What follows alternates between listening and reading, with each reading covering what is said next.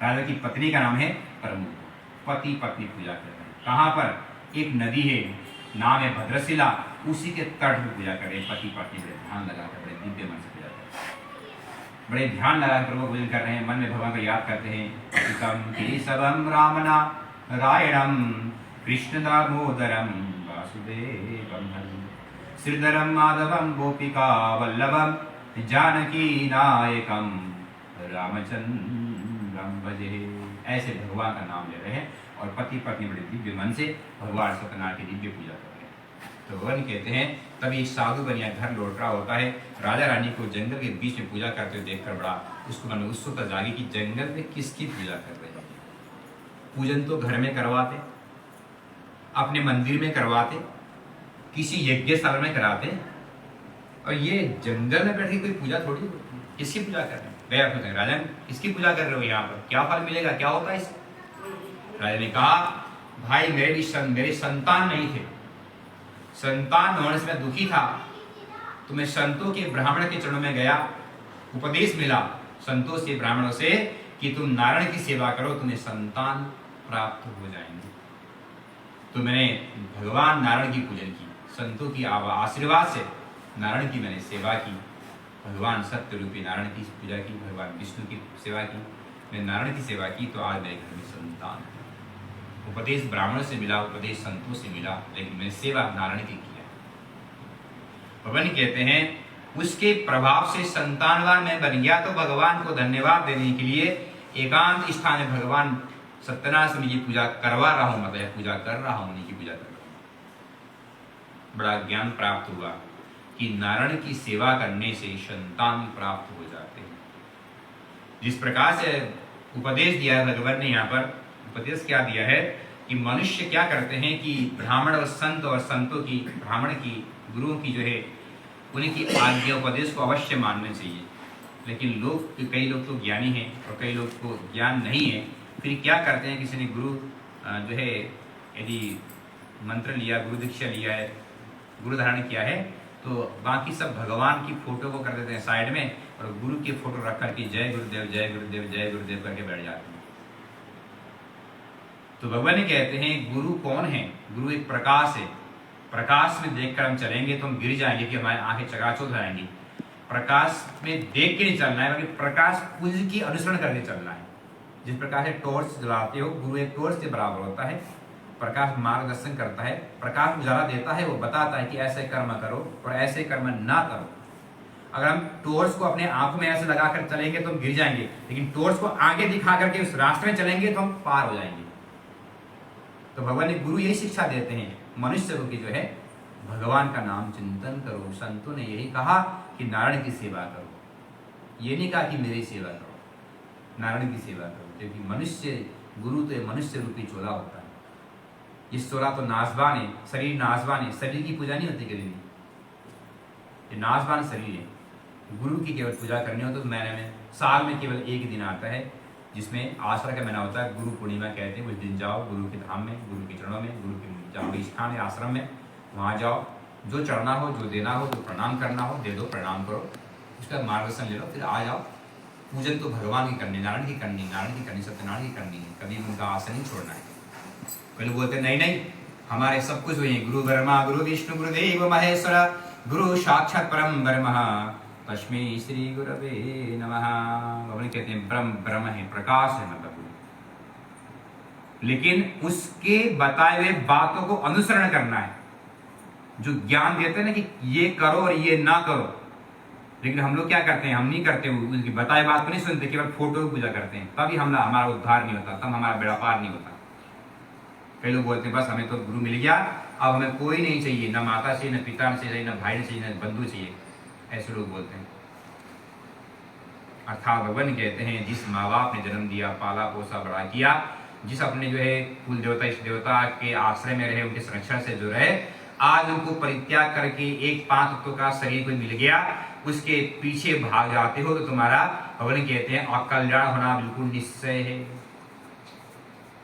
जिस प्रकार से मनुष्य किसी सरकारी दफ्तर या कहीं चला जाता हो तो सामान्य भाषा में अगर विद्यालय चले जाते हो तो विद्यालय में जाके जो है पहले सबसे पहले जब वहाँ पर प्रवेश लेते हैं, एडमिशन लेते हैं, तो पूछते हैं बच्चे का क्या नाम है, फिर पूछते हैं बच्चे के पिता का नाम क्या है, फिर पूछते हैं बच्चे की माता का क्या नाम है।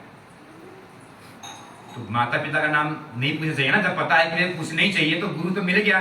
विद्यालय जा रहा है तो उनके माँ बाप का क्या नाम जरूरत है, कुछ जरूरत है, कोई जरूरत नहीं है। लेकिन नहीं, जरूर पूछता है और सर्टिफिकेट लिख के आता है, माता का नाम भी लिख के आता है और पिता का नाम भी लिख के आता है। इसीलिए अपने भगवान, अपने धर्म को कभी भी परित्याग नहीं करोगे। अगर परित्याग करोगे तो तुम आश्रयहीन बन जाओगे, क्योंकि विद्यालय के बाद खुलते हैं 6 घंटे के लिए, उसके बाद बंद हो जाता है, चले जाओ, कोई नहीं रखता होता। मेरे शरण में आके पढ़ो, यहीं बैठो, हाँ कोई लगता, बस 6 घंटे के लिए, और वही मात्र शुल्क लेकर रखते हैं। शुल्क लिया है तो विद्यालय में प्रवेश है, और अगर 1 महीने का महीना पूरा हुआ शुल्क जमा नहीं किया है, वही कहते हैं वहीं पर जो है बंद कर देते हैं। विद्यालय कहते हैं कल से मत आना, पहले शुल्क लेके आओ, पहले फीस लेके आओ, तब आना, में कल मत आना कल से। तो वन कहते हैं इसलिए अपने भगवान का आश्रय कभी नहीं छोड़े। ज्ञान प्राप्त होता है, इसको साधु बनिया हो कि वास्तव में भगवान की सेवा करनी चाहिए, नारायण का ही नाम जपना चाहिए, हरि के रूप में, विष्णु के रूप में, कृष्ण के रूप में, दामोदर के रूप में, अच्युत के रूप में, माधव के रूप में, जनार्दन के रूप में, गोपाल के रूप में, किसी रूप में भगवान का नित्य शरण में जाओगे तो उद्धार होगा, प्राप्त होगा। तो कहता है कि संतान होंगी। साधु बनिया की संतान नहीं था, दुखी था। साधु बनिया की पत्नी का नाम है लीलावती। घर में आकर पत्नी को बताया कि राजा ने नारायण की सेवा की तो संतान हुए, तो हमारे भी संतान हुए, चलो हम भी संकल्प लेते हैं, हमारे घर में संतान हुई तो पूजा करेंगे। पति पत्नी ने संकल्प लिया, भगवान प्रसन्न हुए और लीलावती गर्भवती हो गई। 10वें महीने के पश्चात में कन्या को जन्म दिया, नामकरण संस्कार किया, नाम रखा कलावती। घर में उत्सव हुआ, नाच गान हुआ, भोजन भंडारा हुआ, खुशियां मनाई गई। 1.25 महीने के पश्चात में लीलावती अपने पति से कह रही है कि स्वामी, हमारे रूप घर में कलावती नाम की हमारी कन्या जन्म लेकर आई है, कन्या रत्न आई है, लक्ष्मी स्वरूपा कन्या घर में आई है, चलो हम नारायण का पूजन करते हैं। तो साधु बनिया क्या कहता है, पूजन तो करनी है, अच्छी बात है, लेकिन पूजन के लिए पैसे चाहिए, धन द्रव्य चाहिए। अभी पैसा खर्चा हुआ लड़की के नाम पर संस्कार में, इसलिए लड़की विवाह योग्य होगी तो साथ साथ पूजन करवाएंगे। ऐसे पति पत्नी ने संकल्प लिया और लंबे समय के लिए पूजन को टाल दिया गया। समय बीतता गया, लड़की जवान हुई, विवाह योग्य हो गई और एक वैश्य पुत्र से लड़की की शादी भी कर दी, लेकिन दुर्भाग्य पूजन करना भूल गए। भगवान अब रुष्ट हुए। मनुष्य कितना स्वार्थी है, जब तक स्वार्थी सिद्ध नहीं होता तब तक भगवान को पुकारता, भगवान ये कर दे, भगवान ये कर दे, मैं तेरे माथे में आऊंगा, हलवा चढ़ाऊंगा, पूरी चढ़ाऊंगा, दर्शन करूंगा, न जाने कीर्तन करूंगा, भंडारा कराऊंगा, न जाने क्या क्या कर्म कराऊंगा। जिस दिन इच्छा सिद्धि हो जाए, मनुष्य भगवान को भूल जाता है। तो साधु बनिया और उसकी पत्नी ने भी ऐसे ही किया, पहले संकल्प तो लिया लेकिन पूजन करना भूल गए।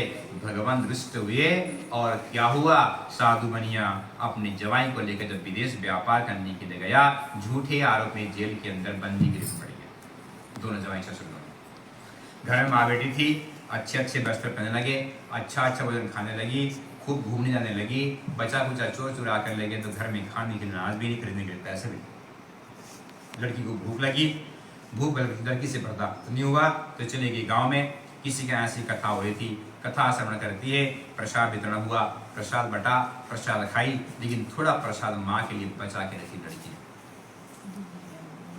उसके पश्चात भगवान ने कहते ऋषियों, और उसके पश्चात में सायंकाल में भंडारा था, भूख लग रही थी लड़की तो वही रुक गई। तो भगवान कहते हैं उसके पश्चात में क्या देखती है कि पेट भर के भोजन करके जब घर को लौटी तो माँ डांट रही है। अब जो है माँ ने डांटा तो बेटी क्या कहती है, माँ मैं गांव में घूमने नहीं गई थी, मैं तो कथा श्रवण करने गई थी, लो माँ प्रसाद, आपको भी जो है सद्बुद्धि प्राप्त करनी है तो प्रसाद दे दो, कथा श्रवण करना चाहिए, ऐसा बोला बेटी ने। बाबा ने कहते हैं कि जब प्रसाद लिया, प्रसाद खाया, अब माँ को याद आई वही कथा जो लड़की के जन्म से पहले संकल्प लिया था, जो है लीलावती और उसका पति जो है साधु बनिया, अब याद आया। तो माँ बेटी से कह रही है कि यही पूजन तो बेटी तेरे जन्म से पहले तेरे पिता और मैंने संकल्प लिया था, हमने आज तक कभी नहीं करवाया पूजा, कभी भी नहीं करवाया। चल बेटी प्रातःकाल करते हैं, छोटा ही सही, माँ बेटी छोटा ही सही, भगवान का पूजन करवाया, थोड़ा प्रसाद बनाया, प्रसाद भोग लगाया, कि भक्तों को बांटा, अपने आप भी खाया और बैठ करके हरिनाम जपने लगे, श्री कृष्ण गोविंद हरि मुरारे हे नाथ नारायण वासुदेव, ऐसे नाम जप रहे। बस माँ बेटी के पूजन से भगवान प्रसन्न हुए और उनके पत्नियों को जेल से छुटकारा मिल गया। ये वृत्तांत बने तृतीय अध्याय में। एक बार बोलिए सत्यनारायण भगवान